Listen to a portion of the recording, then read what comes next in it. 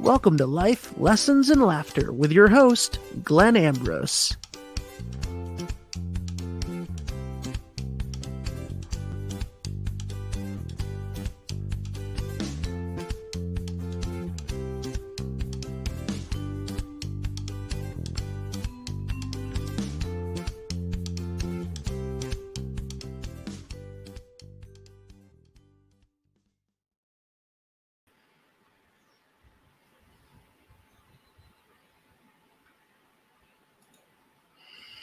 Hello, everybody. Welcome to the show. So today I have a very special guest.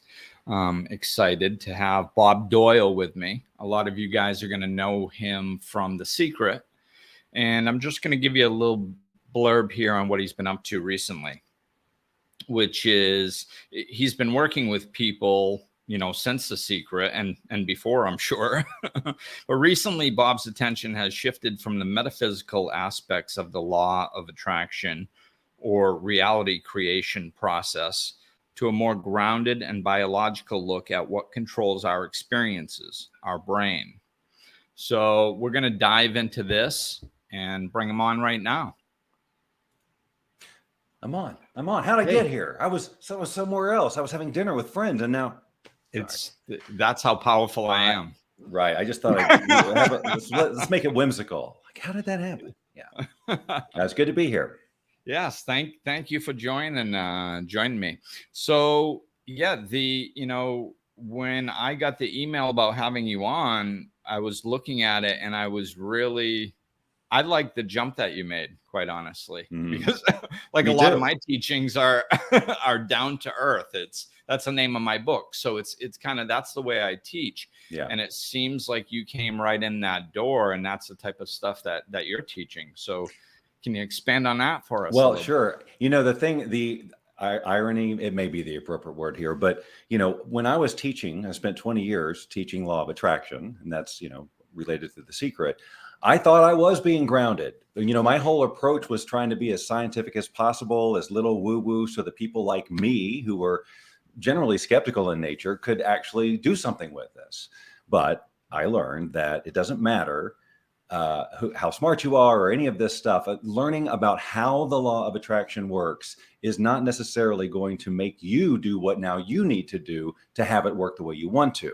And that is to step into being the person you need to be to sustain and maintain the future that you're envisioning. Absolutely. And I think you're dead on. This is I thought The Secret was a wonderful doorway in, but it was, exactly as you're saying, there's some things that a lot of people, that if they didn't research it deeper, they might not know that. And I think that the stuff that you're sharing now really, brings some light into that and gives these people a better understanding of kind of how it all works. Right, because it just got so complicated. I mean, once The Secret came out, and now there's all these people teaching their version of the law of attraction and how it works and what you need to do to activate it and all this stuff that it's not even a thing what they're talking about, and it's like, meanwhile, I've been trying to talk about science and be practical, and now I got to deal with just so much magical thinking. And I get it. There was a genie in the movie. I totally get why people would take away some magical thinking from The Secret. I mean, that was kind of part of the fun, right? Like, we're gonna attract and conjure and all of this stuff. But biologically, things need to, if a transformation in your life is going to occur, it's not the outside stuff that's going to transform, it's you, so that then you can bring in this new stuff, this new reality. But you've got to do the changing so that everything else can respond to this change and bring you something different. And the law of attraction, absolutely working in the background. You don't have to give it one cycle of your thought, because the minute you get off track of thinking about who do I need to be in this situation and start thinking about, is my energy right, or I'm telling you, you're what you're doing biologically with your neural pathways is just all kinds of confusion.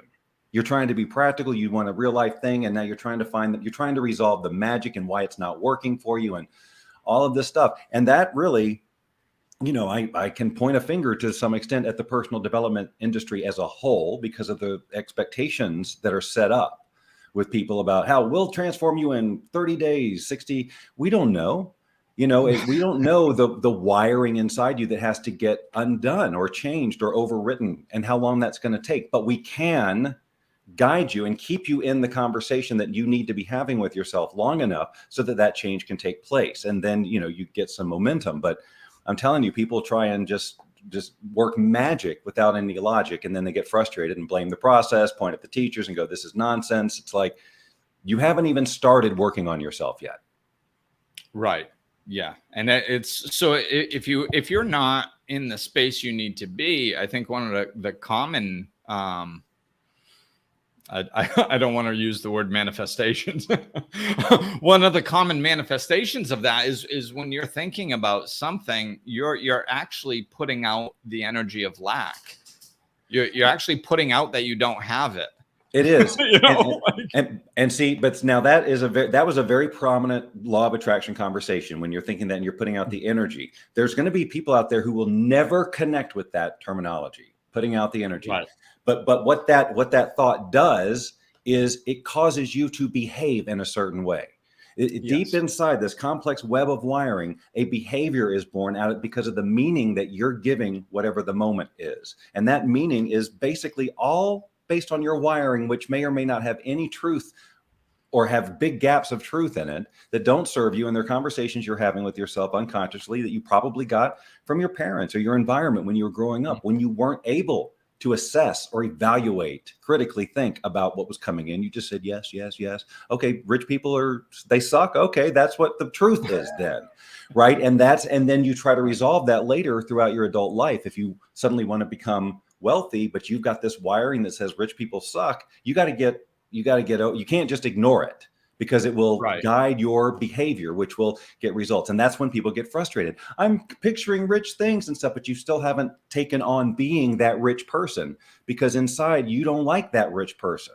You got to fall in love with the rich version of you. And that person has to be a non-negotiable goal. Just like, all the tough stuff that we have to learn in life, like walking and talking, where we made tons of mistakes, but never once did we say, I guess the universe doesn't want this for me. It's just a sign I shouldn't do it. But we do that when it comes to our own dreams for some reason. Yeah, absolutely. And I agree with you. And it's the unconscious belief systems that will override our conscious thinking. I experienced it several times, but exactly what you were talking about. Like, we got a pool put into our backyard when I was little, like third or fourth grade. Mm-hmm. Well, I became the rich kid in the neighborhood. Not a good thing in my neighborhood. So when I went out, into the playground or the neighborhood, like, it was, oh, there's the rich kid. And I hit him because that was an insult. Right. And it was meant as an insult, and I took it as one. And so, fast forward into my mid-20s or so, I got $30,000 from a job. Now, I was not aligned with having money. Rich meant bad. So consciously, my father had taught me to be very good with money. So I did all the right things. I rolled it into a retirement account, protected it from the taxes, all this stuff, took a little smaller portion and went skydiving and scuba diving and got a TV just to be like, hey, Glenn, you're awesome. Did this thing. Yes. That's good. So I did all the right things up here intellectually, but it ate at me. That money was eating at me, at my unconscious belief systems that I was out of alignment with my moral values because I had money. Okay. And that was not okay. So eventually I ended up quitting my job, living off that money and exhausting it and doing some other things that were consciously, I never would have made those choices because I knew better. But unconsciously, I hadn't changed those belief systems that were set in place inside of me as a child that you were just talking about. So It's exactly what you just explained is what my experience was. Yes. And the result you had was the result of behavior. It wasn't some cosmic, oh my God, everything's just falling apart. It's all against me. It's just one thing after another. No, you made a conscious decision. I'm going to quit my job and live, whatever.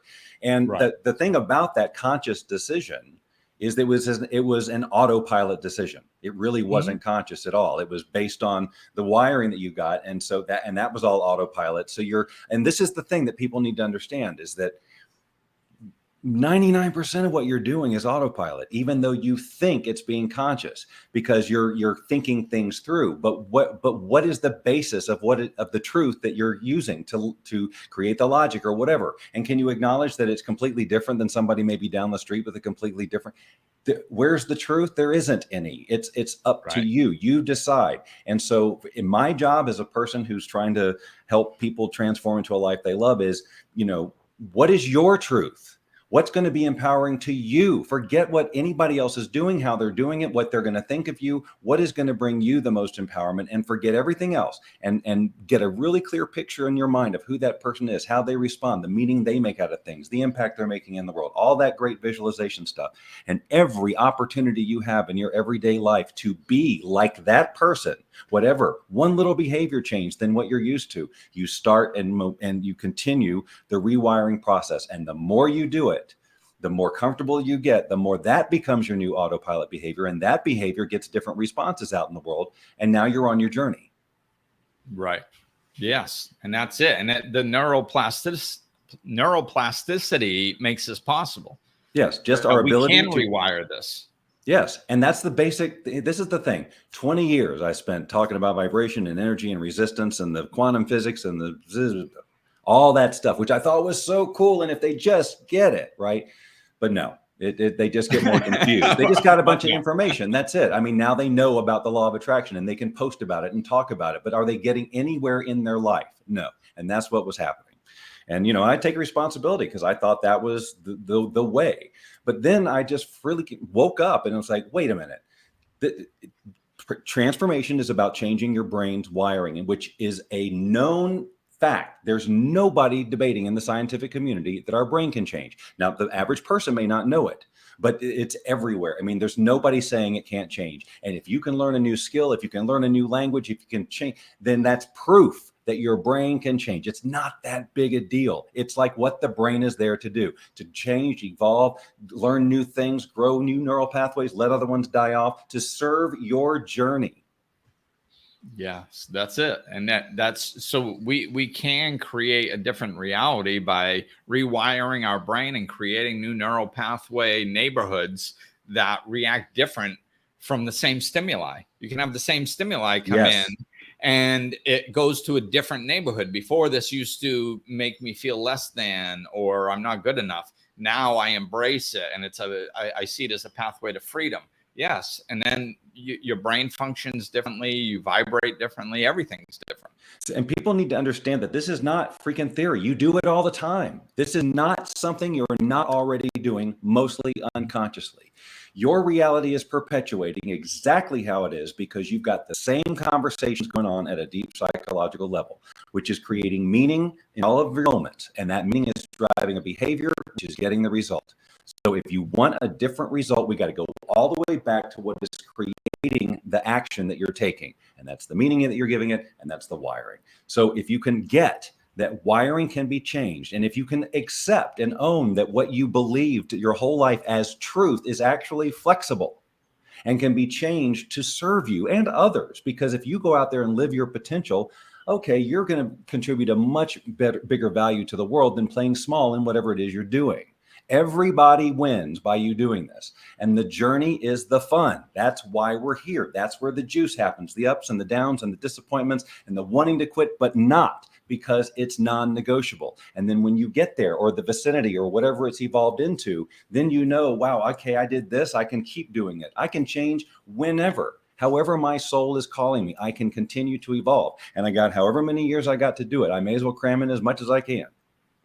Right. And it's all, as you said, another thing that you've touched on a couple times is the perspective aspect and how there is no truth. And I love that because, I think it's an issue in the world right now. Everybody thinks they're in sole possession of the truth, and there isn't one. Yes. So it's like, yeah, they hate it. So it's like understanding that they're like, I reframe things for people all the time just to explain this very thing. And like, it's so my belief system that money was bad or rich people were selfish or something, that wasn't true. Now, if I if I actually believed it and I wanted to try to convince somebody of it, I'd probably do a pretty good job, because I could come up with a whole list of reasons why that was true, and I would conveniently discard any reasons that went against it to prove my point, Well, the fact is, there are some mean people who are just total asses. I mean, it's true. There is truth to that, but it is not categorically true. And there are wonderfully rich people out there, people who do all sorts of good. So it's just really identifying that. Identifying it and then, reframing it in a different way. Like now money represents freedom to me. Yes. So it's freedom to help people, freedom to live the life that I want. It's attached to many good feelings that are in alignment with my moral values, which is nice. So you made some sort of agreement with yourself to go through the process of rewiring these pretty tricky beliefs. I mean, money because that's directly linked to survival. So all the beliefs that are wrapped around that, they're really, really strong. And you have to be, this is the thing about making this kind of change. You got to have a level of commitment that most people don't even come close to having. Because we change our life, we evolve through our life on autopilot most of the time. It's not always comfortable, but it's just because we're just responding to what's coming. What we're talking about doing here is getting intentional and inviting all the old wiring to come right up. It's going to be super uncomfortable. It's going to seem overwhelming, and that's normal. And I just keep telling people, of course that happens. That brings you right to the point of growth. There's no point in sneaking slowly up on the point of growth. Let's just bring it right here and identify one or two things that you're feeling right now that you would rather feel another way. Let's just start with one or two situations in your life that you can think of where you get this feeling. And let's just imagine 12 different ways you could feel, just crazy imagination. Just think of the most ridiculous, ludicrous, different ways you could be. And especially if it's a way that you would really like to be, that makes you feel good, just play with it. I know it's going to be awkward. You're feeling like you're lying to yourself. You feel like an idiot right now because it's new and it's normal. So embrace it and say, okay, thank you. I'm growing. And then over time, it just gets more and more comfortable because you've got new wires, new biology, new chemistry to support it. And when you make that kind of transition, when you replace, a significant amount of sort of those neural pathways, with significantly different beliefs supported by now who you're being, and now you're getting new evidence to support those beliefs, you'll look back at what you argued a year ago and you'll go, how did I ever hold that position? Because it will seem that foreign, because that's what that kind of change can do. But that's great. There's no need to keep going back and wonder why. It's because you're growing, you're evolving. That's why we're here. Yeah, you're way different. You're smarter, you're more intelligent, you got more wisdom, you've got more wear and tear, whatever it is, and you celebrate all that stuff. You don't lament, you don't regret, you don't want to go back. Yeah, I get a lot of clients who come in and go, I just kind of lost my mojo. I just want to go back to how I was. And I'm like, instead of that, let's create a whole new you that incorporates all the good stuff from before, but with a different frame. We're creating something new. We're not going to limit ourselves to what we were. We can be even bigger. What was the best about that, and how can we grow it? Let's not try to go back in time.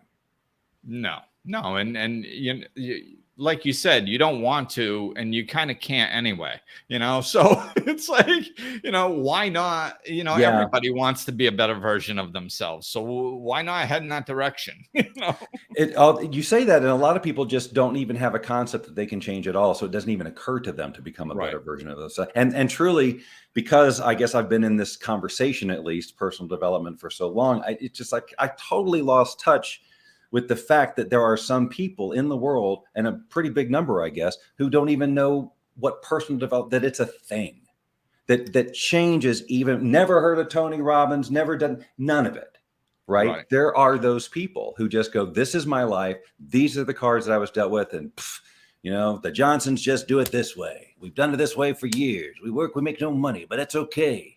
The Johnsons don't make money. We're pure in spirit, whatever.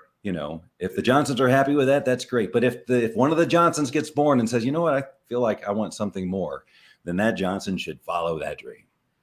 Right. That's it. We have that freedom of choice, and we have a lot more freedom over what we design. I think, like, my understanding is a lot of these deep core belief systems that are the foundation of the way we interact with life are set in place like between the ages of 4 and 8 generally. Or 0 and 7, just Or when you're 0 wide and open. 7. Yeah, when you Right. got no critical thinking.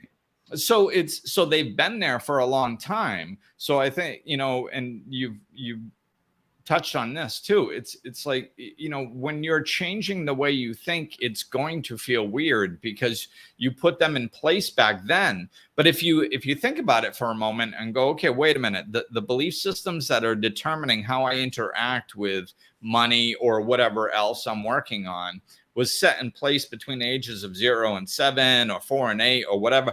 Regardless, I was a little kid. Yeah.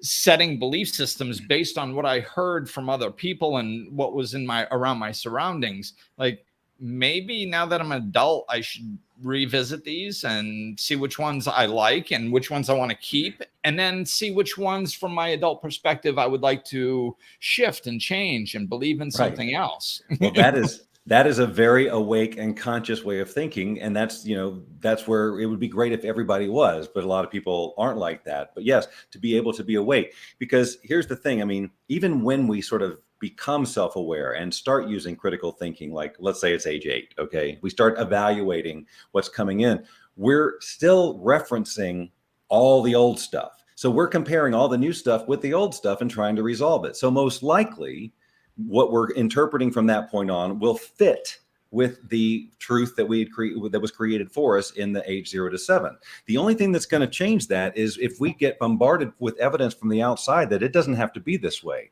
that other people like me are doing incredible things. Like, what's going on here? Right. That's it. That's what I love. I grew up in a small town in Massachusetts, and it used to be a furniture factory town, and a lot of those industries had been gone by the time I kind of came through.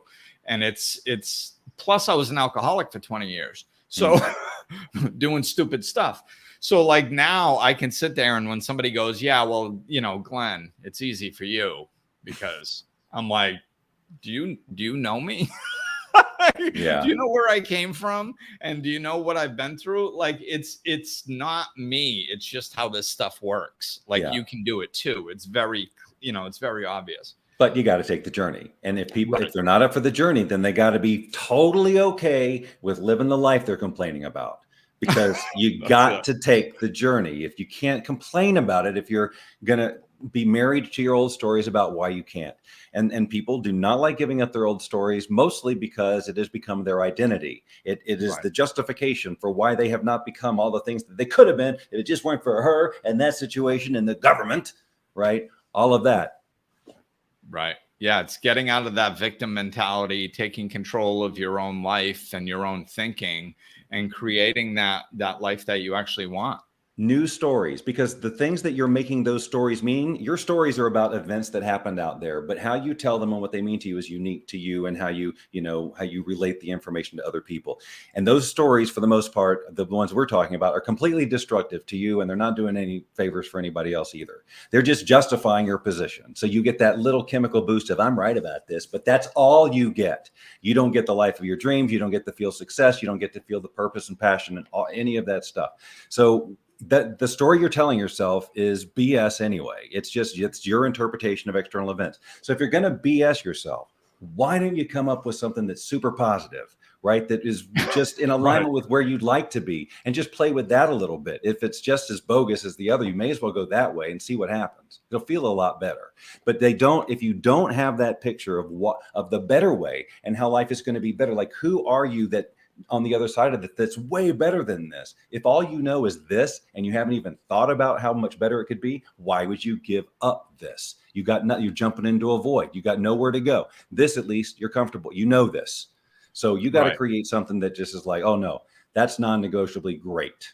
That's who I'm going to be starting now. I don't know exactly, but I'm going to start with this behavior right here.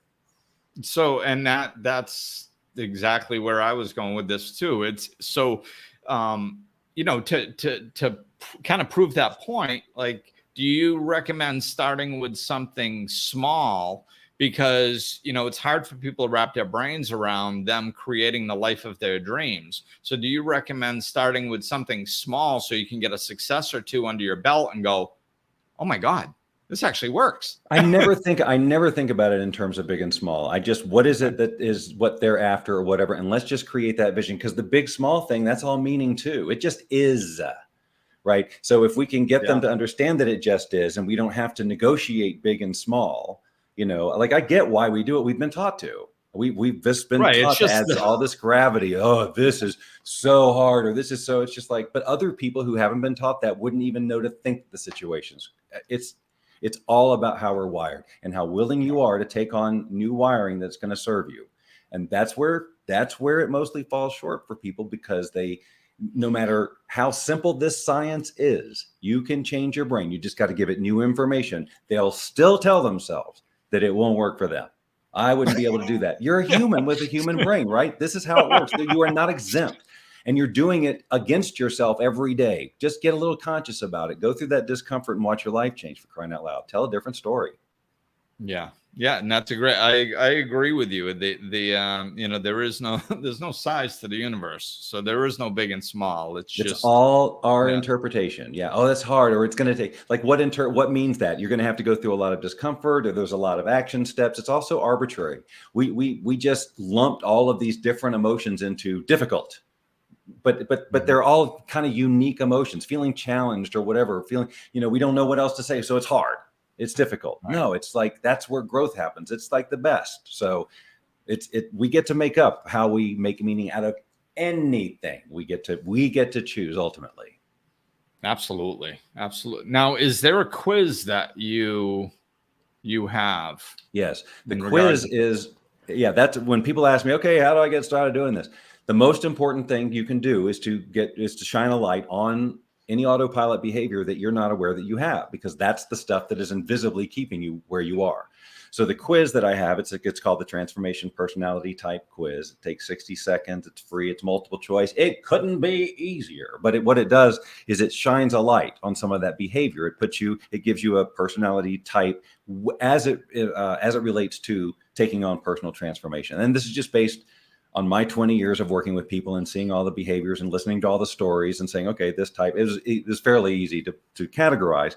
But once a person takes the quiz and sees what type, or more importantly, what traits that type might have that cause self-sabotage, now they have something to be on the lookout for, and something to use their brain to visualize a replacement behavior for. Because, understanding it's there is the first critical step. Now, what are you going to replace it with? That's where the quote unquote work comes in. But it should be this is where you're creating your life. It should be the most fun thing you do, as challenging as it might be at first, because you're turning on the intentional part of your reality creation machine. The potential is truly unlimited. How much action will you take? How long are you willing to go on this journey? It's unlimited. The only thing that's going to slow you down is your wiring, but you can get help to go past that. That's the work I do, is to help the people who've reached that to move on to the next thing. And then if they get stuck again, we come in and we do it again. Right. So where's the best place to find this quiz? You can find the quiz at tptquiz.com. And then also, if you want to check out the other stuff I do and how this all relates, is meetbobdoyle.com. And that the quiz is right there at the top of that too. So both of those will get you there. Perfect. Well, this is it, man. I think this is the evolution and of this type of thinking. I'm glad we're here. I'm glad we're here, because 20 years ago I was like, we're close, but there's some other. So I'm glad we got to this place, and we have the clarity that we have. I actually feel like we've gotten back to the most basic beginning. Like, we're born with a brain that can change. Now, change it how you want. You couldn't get more simple. We got years and years of philosophy and religion and techniques and all these things to really just to give you a life you want. You can create. You're just born with that. You don't need any philosophy. You don't need it. The brain's just, what do you want? Give it to me. But if those philosophies and that journey is fun, it feels good, and it gives you that rich sense of connection, then freaking go for it. right? There's no right or wrong. Just go for it, Yeah, absolutely. I mean, you're here, like this is, I want to come sliding in at the end of my life, doing a $180 with my hair on fire going, wow, that was a hell of a ride, like, yeah, so, I'll pass on the hair on fire part, but yeah. I imagine it's going to be on fire right at the end. I don't know why. I just have that vision. But okay, well, you can change that vision if you want to. You got sounds the like freedom. fun. As long as I'm sliding into the end. Well, this is very informative. Was there anything else you want to touch on? No. My real message is just, hey, wake up. It's like it's right in front of you. Your brain is right there. Everybody has one. They all work basically the same way, save for some, problem, the genetic physical problem. But for the most part, most of us have a brain that is ready to change based on what we feed it on a consistent basis. You have to be super duper honest with what you're feeding your brain, how you're justifying it, how you're rationalizing it, and just realize if you're doing any of that but you're not where you want to be, that's where to look. You have to give up that conversation, no matter what your story is, no matter what evidence you have. I get it. Of course, you've got all the evidence. You wouldn't be telling a story if you didn't believe it was true. But you got to at least start to tell a different story and give less attention to this. Stop trying to justify why you're not there where you want to be and start talking about how you could be and what it's going to feel like when you are. That's it. It's just the rewiring that you're talking about. And it's as simple as that. And that's, one of the things that I say often is if you want to get closer to the truth, you simplify. You want to get further from the truth, you complicate. And this is sometimes it takes us a little while to get there, but if you keep going, you find the most beautiful truths are the simplest. Yes. And I totally believe that in this instance. We're so overcomplicating it. Absolutely. Well, thank you, Bob. This has been very informative, and I'm excited to share it with everybody. So thank you for coming on and discussing this with us. And hopefully people will go check out that quiz and start imagining and creating the life that they not only want, but that you can have it and they deserve. Why not? Yeah, why not? Go for it. A little discomfort, it'll be so worth it. Without it, there's no victory. Like, yeah, I did it. If it just breezed through it, it wouldn't feel valuable. It wouldn't. Right. That's and as evidenced by the fact that people disregard their own value. Won't, I can't do that for money. It's too easy for me or whatever. That's just my gift. I should do it for free. Whatever. We devalue ourselves like crazy given the chance. Anyway, thank you, Glenn. It was my pleasure to be here. That's true. All right. Thank you, Bob. And hopefully we'll stay in touch. Maybe we'll have you on again. Very good. All right. Take care. Looking for more? Check out over 200 episodes of Life Lessons in Laughter, or click the link in the description of this episode to connect with Glenn directly.